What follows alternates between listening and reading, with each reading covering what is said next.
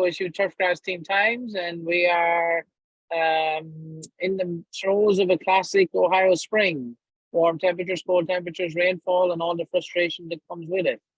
Online today, we got Dr. Dave Gardner, Dr. David Shetlar, and Dr. Tyler Carr. First up, Dr. David Gardner. Dave, take it away. Good morning, everybody. It's a thrill and an honor to have the opportunity to talk to you today on what could be, if you look at the weather forecast, one of the nicest remaining days of the month. And that's relevant because, we're talking about trying to control weeds like crabgrass at this time of the year. And when I'm out at the OTF center, I see something that looks like crabgrass poking out of the ground, but this is actually not weed. And every year I get at least 1 or 2 calls or emails from somebody saying, look, the crabgrass is up already. And it's like, no, it's not weed. Just because the leaves look kind of deceptively similar when they're first coming out of the ground. But in all seriousness, depending on where you are in Ohio, either crabgrass has emerged or it's just about to. And so when you talk about the use of our pre-emergence herbicides, remember all but one of them has to be put down before the crabgrass actually germinates in order for it to be effective. And if you look at the GDD tracker, you can see that as of 15 minutes ago, basically everywhere in the state we're late, or it's just not a good idea to put out pre-emergence herbicide anymore, right? So if you're in the Cleveland area or the Toledo area, it's considered late. Everywhere else in Ohio, we're kind of past the window for applying a traditional pre-emergence herbicide. And so if you haven't yet and you're worried, well, I guess I could wax philosophical for a second. Most of the crabgrass germinates in May and June. And so like if you put it out now and you accidentally miss the stuff that germinates in April, you're still probably better off than you would be, but probably you should switch to a product that also has some post-emergence activity as well. And so dithiopyr, if you spray it, not if you use the granular formulation, but if you spray it, dithiopyr is effective post-emerge up to 2-leaf stage. And so in addition to giving great pre-emergence weed control, it's effective as post-emergence up until 2-leaf stage.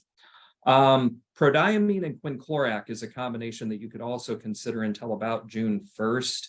That actually was a product. It was called Cavalcade PQ. And I looked at the website for that company last hour and they had 2 Cavalcade formulations, but not this one. So I'm thinking that they don't sell that anymore, but you could, apply prodiamine and quinclorac as a tank mix until June 1st as well. But the dithiopyr, either of those would be a good option. Just know that depending on where you are in Ohio, we're probably past the time to put out a traditional pre-emergence herbicide for the control of crabgrass.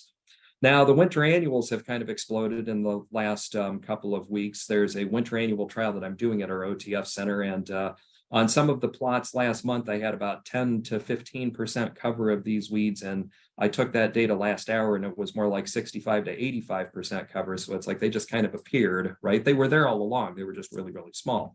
If you have winter annuals and you're having an issue with them, remember that pre-emergence is perhaps the best way to go with that. Post-emergence in November is not a bad option. Trying to control those post-emergence now, you can do it, but use the best herbicide that you can afford, and do that as soon as possible, preferably before they're able to set seed, and recharge the seed bank for next year. As far as the pre-emergence idea, though, the thing about that is that you could map those areas where you have a bad problem with winter annuals. And then while all of the pre-emergence herbicides are labeled to control some of the winter annuals, I find that dithiopyr is the one that has the most extensive list of winter annuals on its label. And so you would apply this in September, about the first part of September. Now, the $5 question is with that September application, would that carry over and give you good crabgrass control the following spring? Back when this product was first put on the market, we thought that that might be the case. And these days, you don't see a lot of people recommending that. So you would plan on this application being strictly for the winter annuals, and then you come back in the following spring to control your annual grasses. But again, if you have severe winter annual weed control pressure and you don't have good luck with your post control this spring, consider this option. It's probably the better way to go. If you have wild onion or wild garlic, remember that we don't really have a lot of herbicides. The herbicide industry isn't trying to control onions and garlic, right? So there aren't dedicated herbicides for those 2 weeds, but we know that 2,4-D and sulfentrazone have activity. And so finding a herbicide with either of those two actives would be the better option. Goosegrass in southern Ohio is more of an issue than it is in northern Ohio, but it is kind of spreading north. Oxadiazon, Chipco, Ronstar, we're starting to see more of that being used on fertilizer and cool season turf.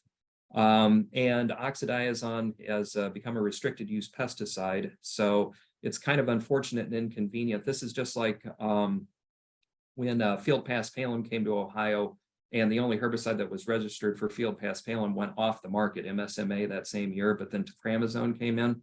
Well, Oxadiazon is now a restricted use pesticide now that we're seeing goosegrass being more prevalent here in Ohio. But for now, you can use it on fertilizer in cool season turf. There are a lot of rate and usage restrictions, so be very cognizant of that. But if you had a big problem with goosegrass last year, know that Oxadiazon is probably your better choice for that. Couple of new herbicides, Triad T Select. It's a combination of 2,4-D, MCPA, triclopyr, and dicamba for broadleaf weed control, and then Sublime. This is unique because it's triclopyr, dicamba, and mesotrione. I'll talk more about these herbicides as we talk more about broadleaf weed control season, which I guess is next month, right? Traditionally anyway. And then in the quest to find the perfect replacement for glyphosate, we're still not there yet. Remember that the decision was to take that out of the homeowner market pending the release of a suitable alternative. Well, that suitable alternative isn't on the market yet. We're still seeing a lot of concoctions like this one here. So this barrier year-long vegetation control, which is 2,4-D, imazapyr, fluazafop, dicamba, and pyriflufen ethyl. The imazapyr is the one to note. It's got a pretty long residual. So this is a non-selective, but if you use this, it's not like using glyphosate and then you can go seed right away. If you use this particular product, it works really well, but you can't reseed for 12 months, okay? And then lastly, I want to mention that Manuscript Herbicide, which is panoxidin. If you're one of the rare cases where you're trying to manage annual bluegrass or fine fescue, and you have a problem with crabgrass, Dallas grass, ryegrass, or thin pass palum, panoxidin or Manuscript Herbicide is now labeled for that purpose. Ed, I think that's all I have for today.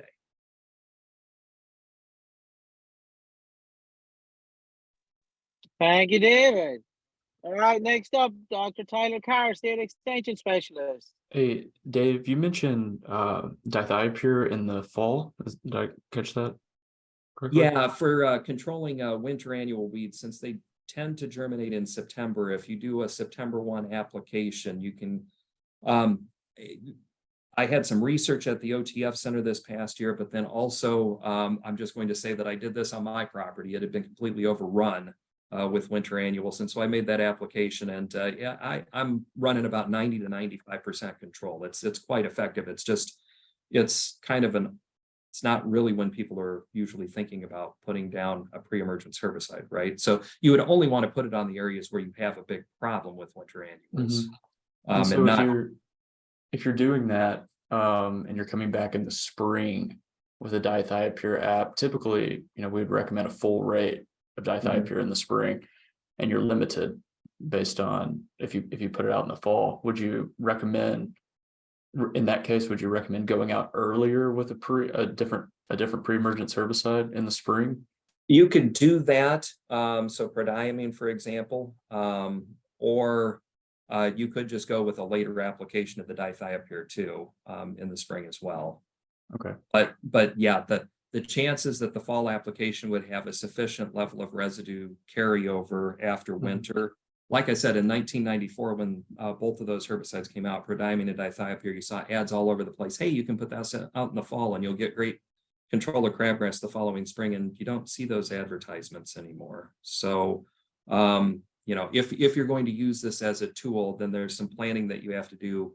And be aware that, the one application in the fall is not going to take care of both problems. Okay, thanks, Dave. So like Ed mentioned at the beginning of this, weather is starting to kind of change a little bit.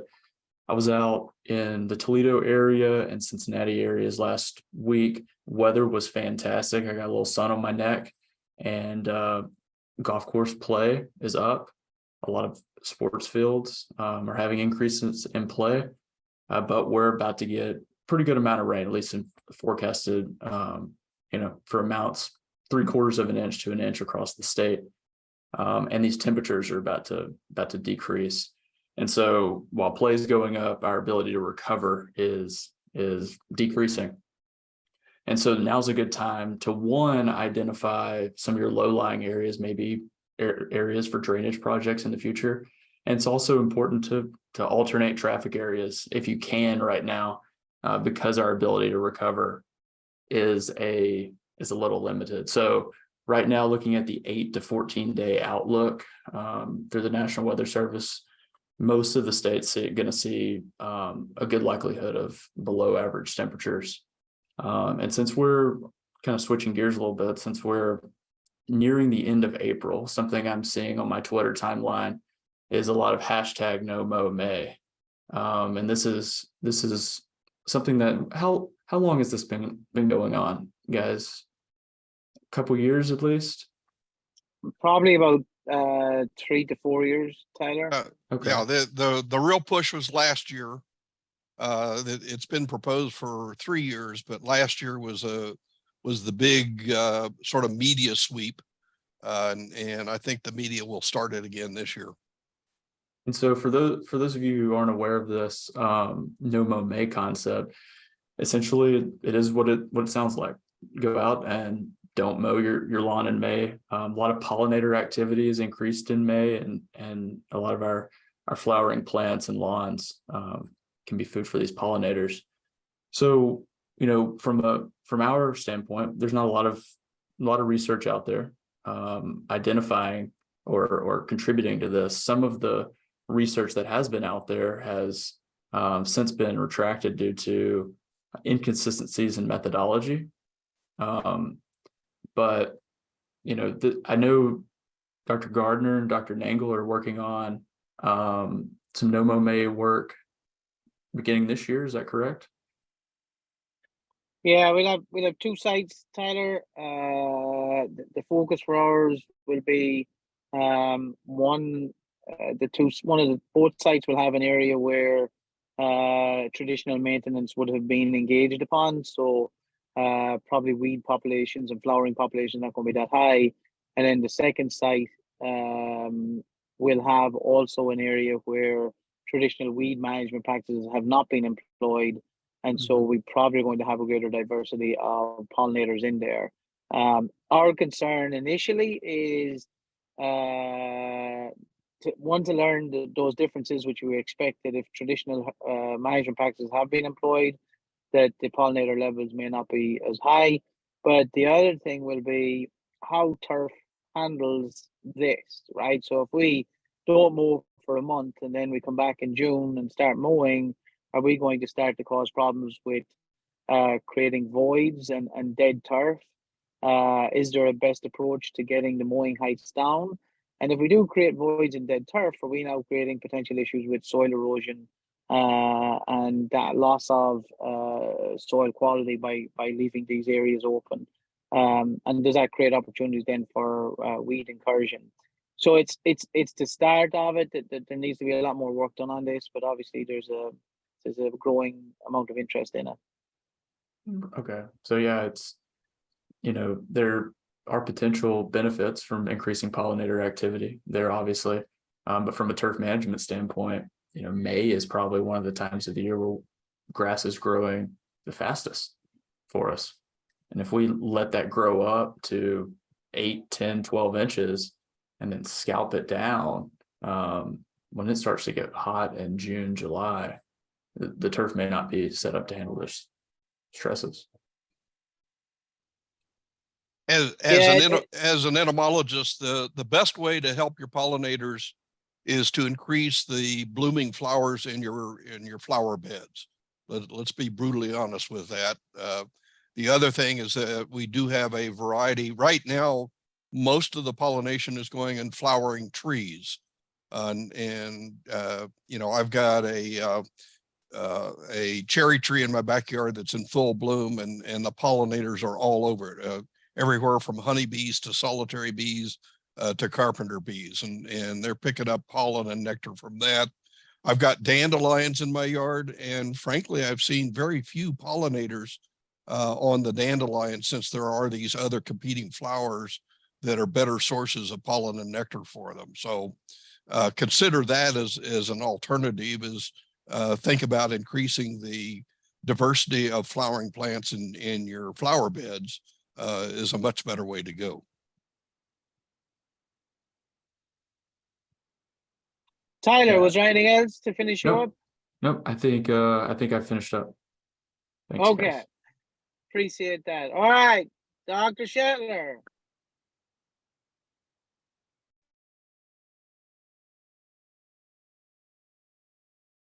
Well, I apologize for not having a turf team times for I guess it's been almost 3 weeks, and I kept hoping that we would have one, but we had other things on our schedules. But I did want to catch everybody up. We did have a Central Ohio golf course superintendents meeting out at the golf club in New Albany 2 weeks ago.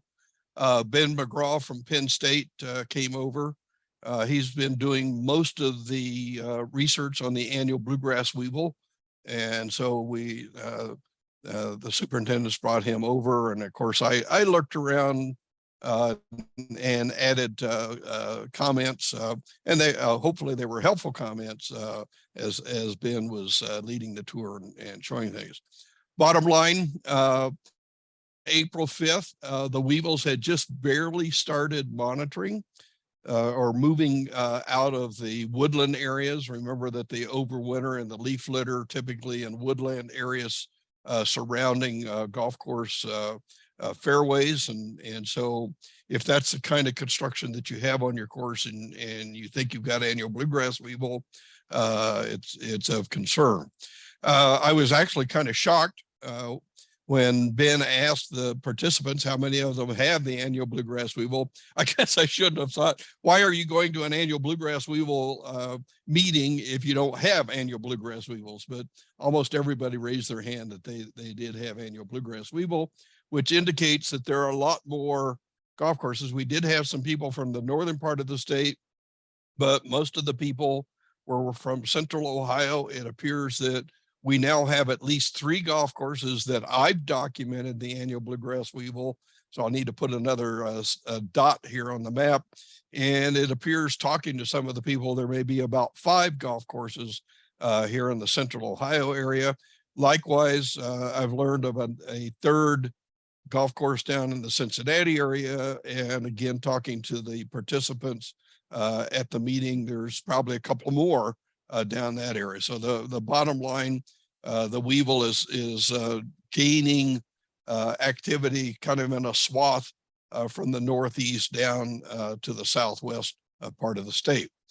Remember the timing for the annual bluegrass weevil. Again, Ben and I have a little bit of disagreement on it. He's dealing with populations that are resistant to pyrethroids. In at least eastern Pennsylvania. He hasn't seen that much in the Pittsburgh area. We haven't documented resistance to the pyrethroids, but we do want to caution everybody that just because the weevil adults are susceptible to the pyrethroids, we really want to try to only apply pyrethroids no more than twice during a season. Maybe at the first time of the season when the adults are out moving around, and then maybe mid-season if you've got a summer generation. When is the sampling supposed to occur is when we have full bloom of forsythia. Our bloom here in Central Ohio is completed. We are now well past the what is called half green, half yellow stage. And that's usually the stage that's recommended for a surface application of an insecticide to kill the adults. They've had some pretty good success with acephate at that time. And if you do the weevil track is recommending here in Central Ohio and down in the Cincinnati area that adulticide be applied.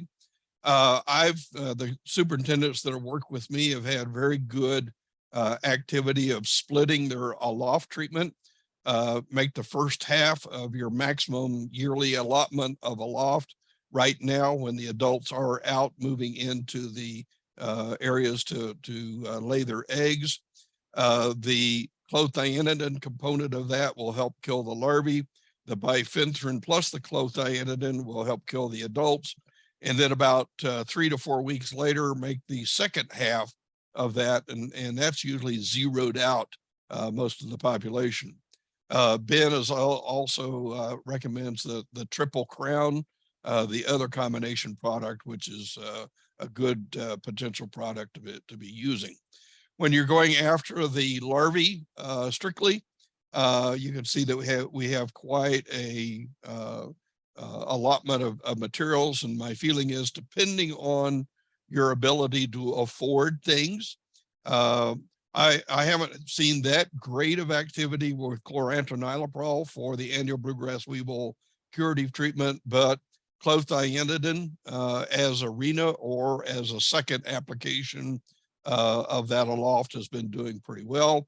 When it comes to the diamides, the tetraniliprole has been much better. The tetrino seems to have had much better activity against the annual bluegrass weevil, and then a couple of expensive materials like Provant and Match Point. Well, that's enough on the annual bluegrass weevil. I know that this is the time of the year that the earthworms are definitely coming to the surface and putting their castings down. This can be a problem in the shortcut areas of sport fields and on golf courses especially, but it is also the thing that leads to lumpy lawns that occur in our lawns here. Why would it be lumpy lawns? Well, remember, these earthworms are bringing up clay and they're leaving those clay castings on the surface. And if those dry out, you get a little hard mound of clay in a lawn. And it used to be, I'm old enough to remember back in the 50s and 60s, everybody would roll their lawn at this time of the year to kind of knock those down. We did have a few years ago a quote fertilizer that was called Early Bird. And basically this had a tea seed extract in it, but apparently there were some conflicts with copyright of the trade name Early Bird. So that company went out of business, but I noticed in the last year that the Andersons is now marketing a new quote fertilizer called Castaway. Notice it is nutrients of 100. So you might go, well, what in the world am I going to apply that as a fertilizer? Well, I think Castaway gives the name. It is actually a tea seed extract again, which is highly lethal to the earthworms as they come up to the surface and of the soil at nighttime and come into contact with this product, they will be killed. And so, but again, the Andersons didn't go to EPA and say, we're registering this as an earthworm control, because EPA would say, nope, you're not going to do that. So again, we wink, wink, we know what it will do. We know that it only applies a very, very limited amount of fertilizer. But for those of you that are dealing with earthworm problems, you might want to consider that one. Okay, that's all I've got. Continue on, Ed. Hey, Dave. Thank you, David. Dave, I wanted to add something. And I visited some people up in Northwest Ohio last week, and they haven't had an annual bluegrass weevil this year yet, but they did have it in years past. Yeah, there's been rumors in the Northwest. I haven't been there personally to document it, but remember, it's also coming down out of Michigan. It's well ensconced up in Michigan, so I wouldn't doubt that it's in the Toledo area. And it may be Toledo's had some strange weather. It may be that the weevils just haven't moved out yet. But if they're there, they will show up again. And Forsythia was in full bloom there last week, so it won't be long before it's time. All right. Then just to wrap it up, a couple of things. Winter kill damage that we had seen earlier, January, February timeframe. A lot of places starting to come into recovery. Still some covers being employed to try and help with the recovery.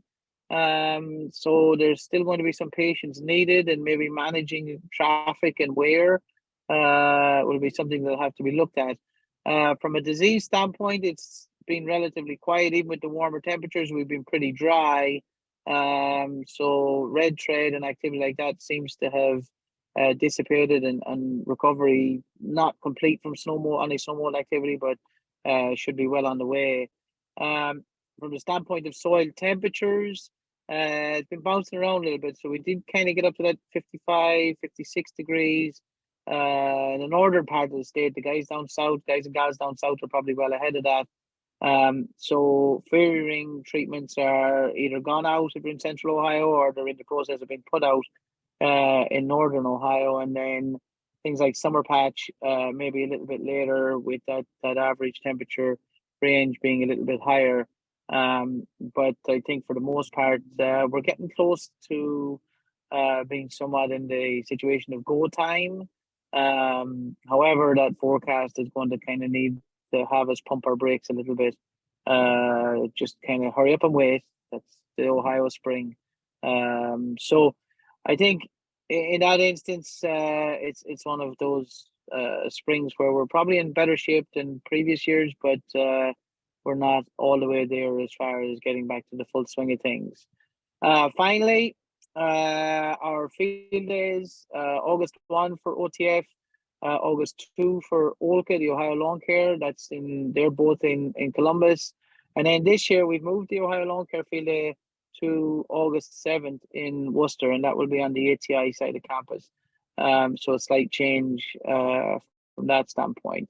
I think that's everything that we've got for this week. So Tyler's putting up contact details for us as a group email address. buckeyeturf@osu.edu is going to get all of us. At OSU Turf is the Twitter handle, and then OSU ATI Turf is us up in Worcester. With that, we will be back in 2 weeks' time. There's going to be no more impediment on schedules. Once we get finished on the 2-week rotation in 2 weeks' time, then we go to a weekly update. So I'd like to thank everyone for the time, and we will talk to you all soon.